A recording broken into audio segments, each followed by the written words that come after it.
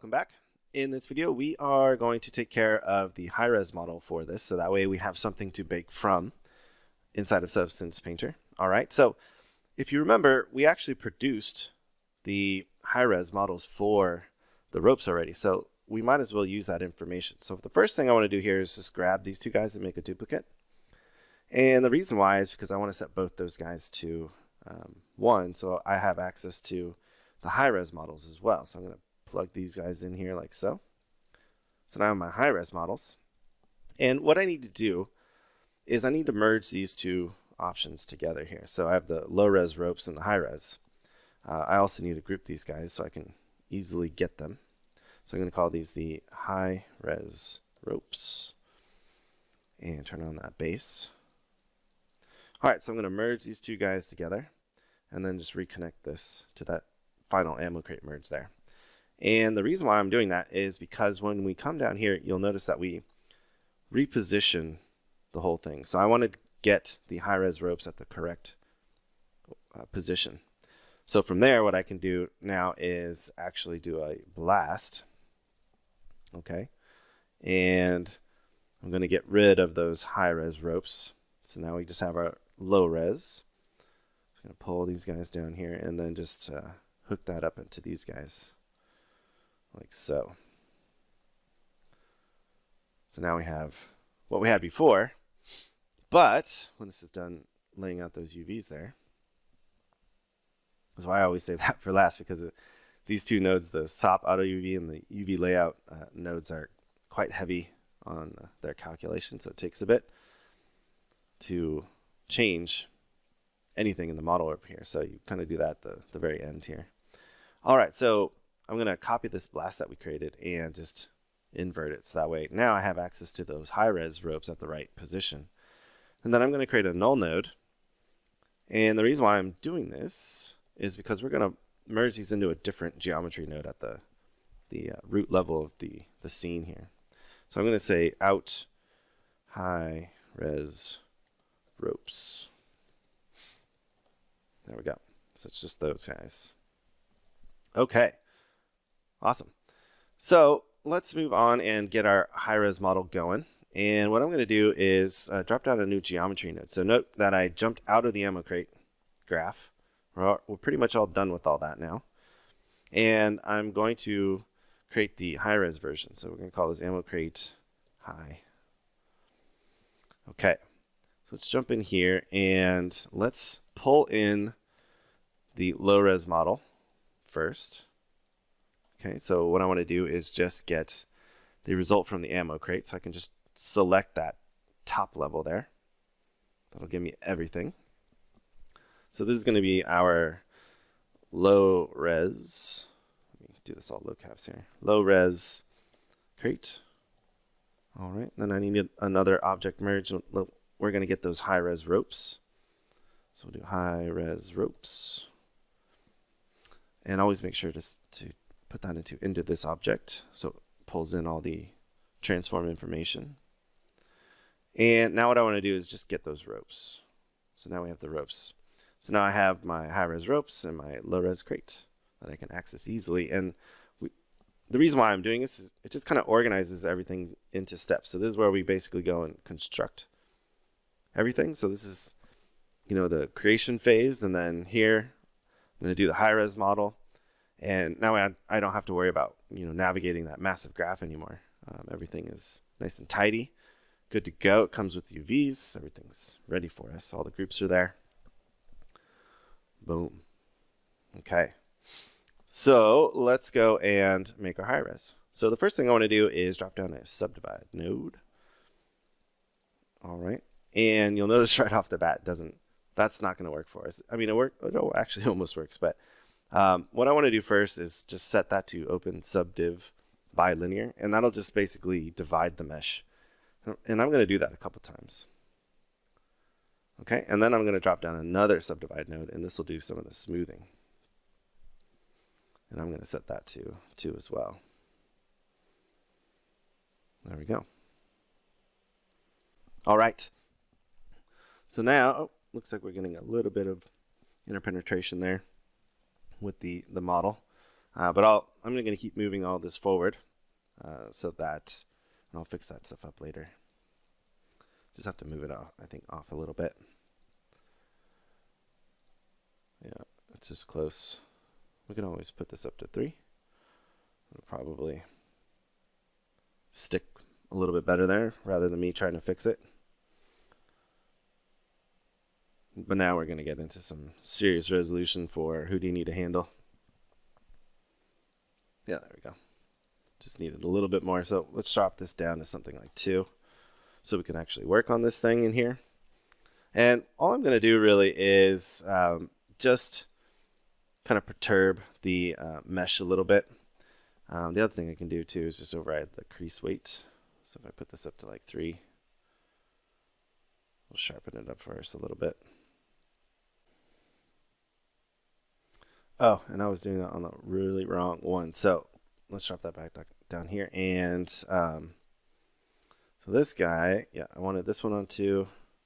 So that's good. Or 3. And then this one, I want to put 2. Let's just do 1. There we go. And then override the crease weight here. So you can start to see that, Houdini slows down a bit when you do this. This is why I don't really do, a lot of the high-res stuff in here. You can. You just have to really manage the graph a little bit better. So I'm just going to leave it at that. I took care of the interpenetration problem there. And we have enough geometry now to work from, and our model is actually looking pretty good. So what I want to do is drop down some normals. So let's move this forward here. So I'm going to drop down some normals, and you can start to see that this is working out pretty well for us already as a nice model going on here. And so what I also want to do is get rid of the ropes because we already have our high-res ropes. So let's do that because there's no need to process that geometry. That'll help things a little bit. So we got rid of those guys. There we go. So now we're moving a little bit faster here. Cool. All right, so the next thing I want to do, I just want to kind of perturb the edges a little bit, just to give it some more detail. So what I'm going to do is drop down a curvature node. So game dev measure curvature, another game dev toolset node. And what this is going to do is it's going to find the curvature of the model for me. And then I can use that information to apply a noise to just the edges.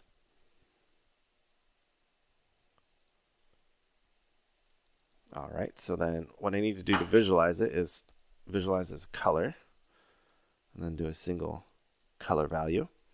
And then I can go and blur it a little bit if I want. But I think for now that's going to work for us. Let's pull the intensity up. All right. So you can go crazy with this technique, but and I'm just going to show a really basic version because I don't want the video to go on for forever and ever and ever. So I'm just going to drop down a point pop node and then jump inside. And what I can do now is I can go and do a vector to float. All right. And then I want to pull in, so that's the current mask. And then I want to do a turbulent noise here. Put that in for the position. And then simply just multiply those two together. Because the curvature mask will mask out the noise. So wherever it's black, we won't have any noise. And wherever it's white, we'll have a little bit of noise that'll help us just perturb the edges a little bit more. And then I want to do a displace based off of the normal here. So this needs a position and a normal. And then this is our mount. We'll put it in the final position there. And boom, it's going to go crazy on you right away. So I want to get rid of the vertex color just so I can see what's going on. So I want to do an attribute delete. And we'll just go to point attribute and get rid of the color. There we go. All right, so I'm going to jump back in here. And what I want to do is change this. I'm going to change this over to Sparse Convolution noise and change our scale on the displacement to like 0.1. Let's see what we get. So there you go. So now what we're starting to get is some nice extra little bit of detail you know, just along the edges. So it just makes it feel a little bit more realistic. And now we're getting it in here, so you'll have to go through and mess around with a lot of the settings to get this right. So if I put this up to like 10 by 10 by 10, we can also go and visualize it still furthermore here by showing the vertex color. And the thing I want to do also is just make sure that the vertex color is within a range here between 0 to 1. So I'm going to clamp this result between 0 and 1. And let's make the, oops, didn't like that. There we go. Oh man, trying to move it out of the way. Okay. So let's go and make the noise a little bit bigger. Oh, there we go. Or I should say smaller. There we go. So you can see now we're getting just the noise here at the end, or on the edges. There we go. And that's with the clamp. So maybe we go and do like a negative 0.1. Let's do 0.5. Again, you have to go through and play around with the settings until you're happy with what you get. But now if we were to take a look, let's see what we get. So that definitely, you know, really perturbed it, but it's giving it a really nice, you know, kind of chipped look. So I'm just going to pull it back a little bit more. So we're going to do like 0.02. So our bolts are fine. Again, you can go and mask out the bolts. I could create a whole course around all the high-res modeling stuff you can do in here. But at this point, you know, I'm really using Houdini for procedurally generating, you know, lots of variations of crates. So now that I have the main graph set up, I can go and change the dimensions of this crate, and all this stuff it'll process through all these nodes, so I don't have to do it again, right? I'm basically setting up myself a little system to generate variations and to take care of a lot of just mundane tasks that you do over and over again. And so I really love this whole process. Okay, so with that, we now have our high-res model. So let's merge the ropes in. I'm going to call this good. I'll let you guys go and mess around with it some more. We now have our high-res crate model that we can use inside of Substance Painter to bake information from. Alrighty, so I'm going to leave you guys there, and in the next video, we're going to go and set up the color mask IDs. Thanks so much.